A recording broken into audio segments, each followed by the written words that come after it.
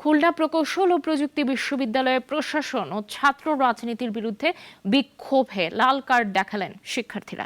বৃহস্পতিবার দুপুর 12টায় দুর্বার বাংলা ভাস্কর্যের সামনে তারা এই কর্মসূচি পালন করেন। বিস্তারিত জানাচ্ছেন সুলতানা মরিয়ম।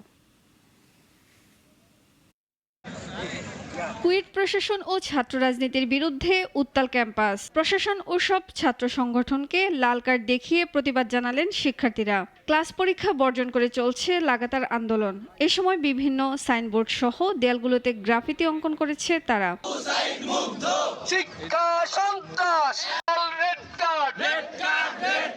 বিক্ষোভে শিক্ষার্থীরা প্রশাসনের বিরুদ্ধে বিভিন্ন স্লোগান দেন, যার মধ্যে ছিল শিক্ষা সন্ত্রাস একসঙ্গে চলে না ও আমার ভাইকে মারলো কেন প্রশাসন জবাব চাই। পাশাপাশি দুর্বার বাংলা ভাস্কর্যের চোখে কালো কাপড়ে ঢেকে প্রতীকী প্রতিবাদ জানান তারা।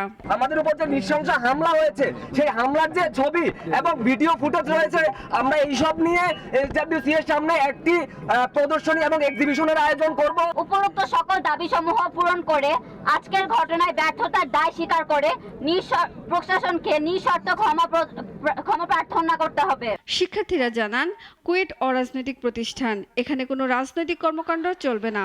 ছাত্রদল, ছাত্র শিবির, ছাত্রমৈত্রী সহ সব ছাত্র সংগঠনকে লাল কার্ড দেখানোর ঘোষণা দেন তারা। যেন সবাই আমাদেরকে সহযোগিতা করে এবং আমাদের একটা খুলে দিয়ে তালাবদ্ধ রুম খুলে দিয়ে যে কোনো একটা জায়গায় আমাদেরকে তদন্ত কাজ পরিচালনার জন্য বা সহযোগিতা করার জন্য আমি অনুরোধ জানাচ্ছি সবাই। কুয়েটে ছাত্রদলের কমিটি গঠন নিয়ে বিতর্ক চলছিল। সোমবার লিফলেট বিতরণের পর মঙ্গলবার শিক্ষার্থীরা ছাত্র রাজনীতি বন্ধের দাবিতে মিছিল বের করে ও উপাচার্যের কার্যালয় ঘেরাও করলে ছাত্রদল নেতাকর্মীদের সঙ্গে বাকবিতণ্ডা হয়। সুলতানা মরিয়ম, নাগরিক। কোটি মানুষের আস্থার ভালোবাসায় 11 বারের মতো দেশের 1 নম্বর রেফ্রিজারেটর ব্র্যান্ড ওয়ালটন।